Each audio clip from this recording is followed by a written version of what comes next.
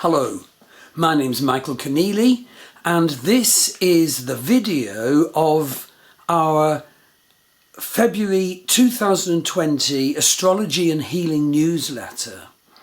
There's a blog to go with this video, which gives you more detail and dates and facts and figures, and there are 11 add-on items, either videos or blogs.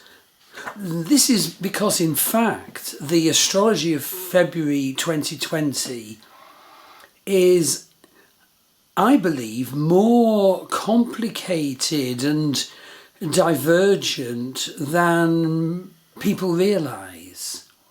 See, on the one hand, there are some supportive factors, planets in good standing, planets that are strong, but of course strong does not always mean easy to deal with, not if it's a malefic planet.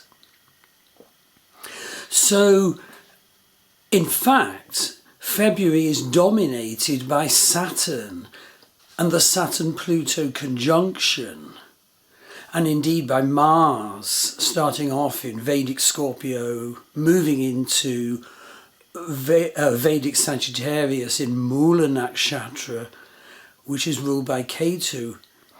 And so in fact there's a very odd combination in February 2020 of very difficult planetary transits that need to be understood because the perception will be helpful, but also opportunity actually for tremendous inspiration.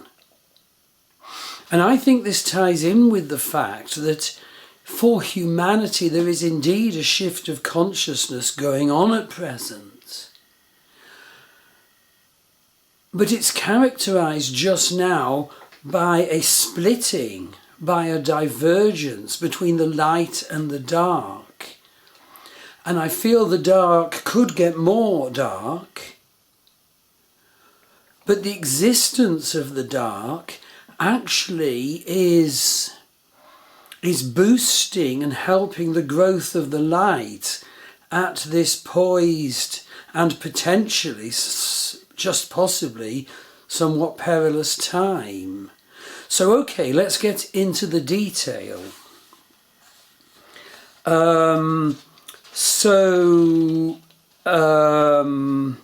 I think the important feature of February 2020 is that Saturn has entered Vedic Capricorn. Saturn entered Vedic Capricorn on the 24th of January, and I felt the shift of sign. I felt Saturn entering Vedic Capricorn. And I think this proves the magnificence of and the indispensable nature of the sidereal zodiac of Vedic astrology. And so what I felt was, yes, moments of sadness, but also a grounding of all the earlier strands of my work has set in. And certainly Saturn in Capricorn has brought hard work and consistent application. So Saturn, in my case, is my seventh house of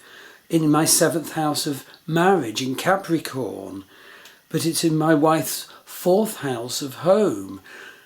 And yes, working together, like on construction and decorating work we're doing, has definitely increased. But what Vedic astrology has to encompass is that Saturn is also conjunct Pluto. And this is, well, negatively, it is a control freak energy.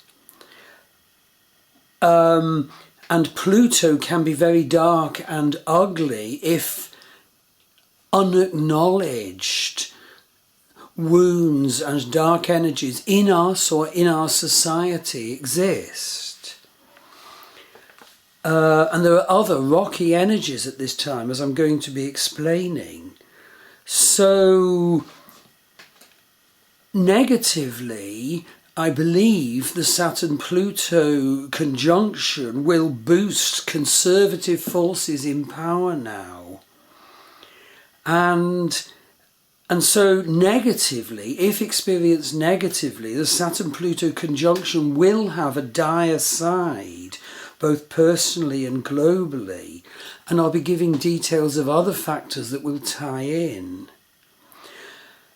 But positively, this can mean that our negative factors are driven out. They come to the surface to be dealt with and healed. Positively, the existence of the growth of darkness can motivate other individuals to grasp the light, to connect to the divine inspiration. So we are at a fraught and divisive time, but a time where Saturn is bringing opportunity for hard work and achievement, and there's also opportunity for great inspiration, as I'll be reading. But the worrying side is that Saturn, Pluto and Jupiter all combining now, in fact, could unleash warfare. The US birth chart has its ascendant at 8 Sagittarius. Mars is completing its transit through Vedic Scorpio at the end of January and into the first week of February. And as Mars completes its transit through Scorpio, it crosses over Donald Trump's explosive and unstable moon conjunct Ketu. And then Mars enters Mula Nakshatra at the beginning of Vedic Sagittarius, which is ruled by Ketu. And so this makes Mars potentially a warrior, a dealer in warfare. And might it be, I hope not, that the United States will precipitate an escalation of violence? But okay, on the personal level, I want to tell you what I've mentioned in previous blogs and videos about the Saturn-Pluto conjunction. It's so important, I'll repeat it now. Saturn is structure and form, strategy and discipline. And so I would like to suggest you see Saturn as a container, as a cup, as in fact a holy grail that each of us can carry forward. And that container and strategy that we carry forward will in fact represent an important project and necessity in our life. And we won't stick to it in a sort of control freak, disciplinarian ogre way. We will be loving as we carry the cup forward, as we carry forward our holy grail that is so important to us to sort out our life now and to solve the huge tension that's been there for over a year now, for a year now, because of the Saturn-Ketu conjunction that was in Vedic Sagittarius affecting a particular area of our life. But what is it that will be contained in this cup that we carry forward?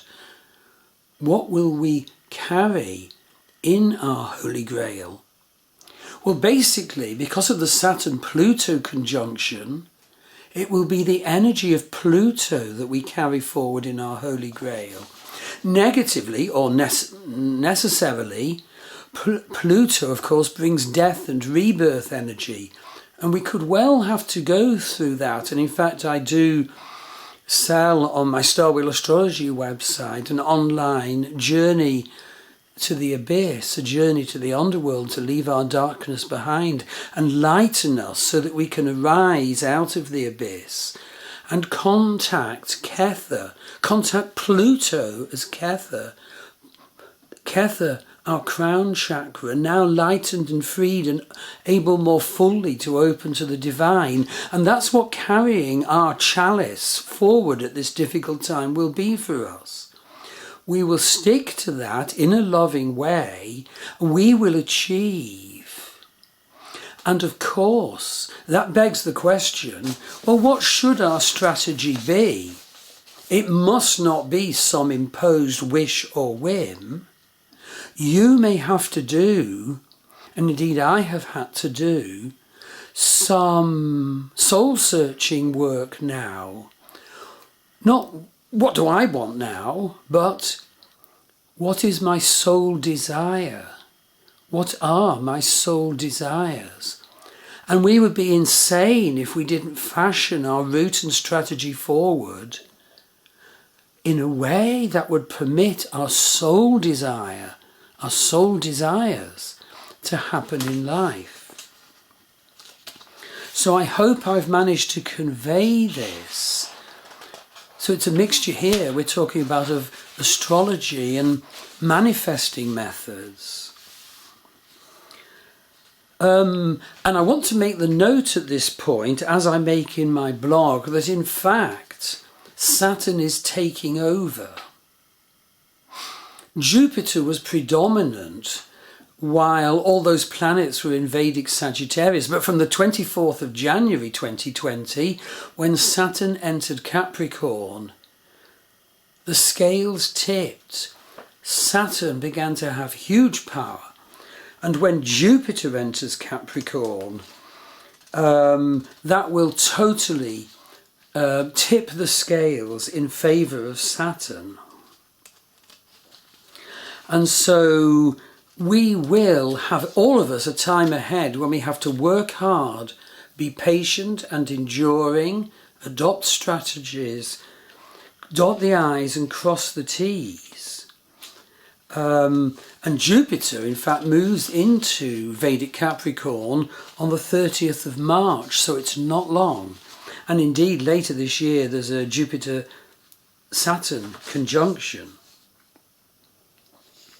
But I want to say, most importantly, that it's not only the shift from Jupiter to Saturn.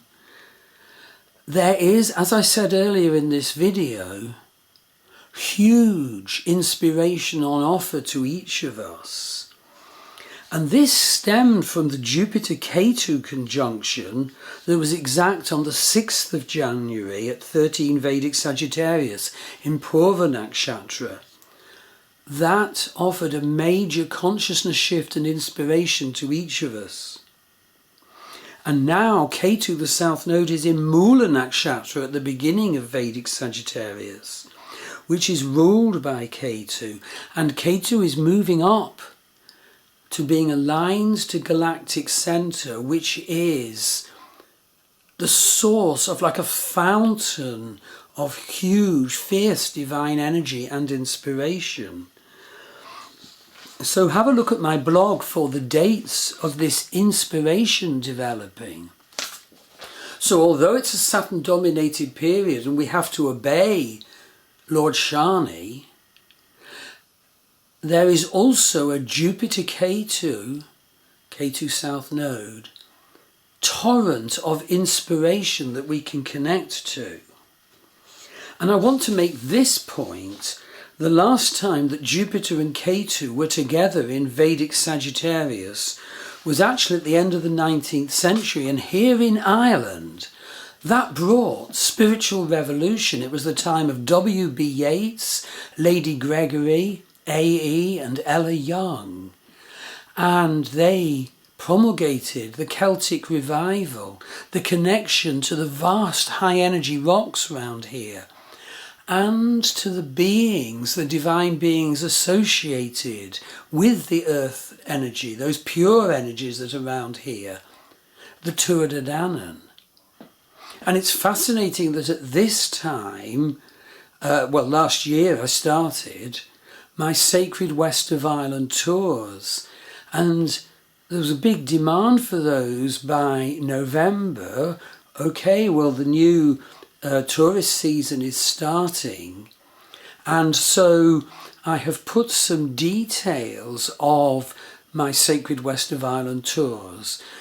You know, I take you just to the sacred sites in northwest Ireland around Sligo, where the energies of the rocks are amazing if you're sensitive enough and put your hand on them.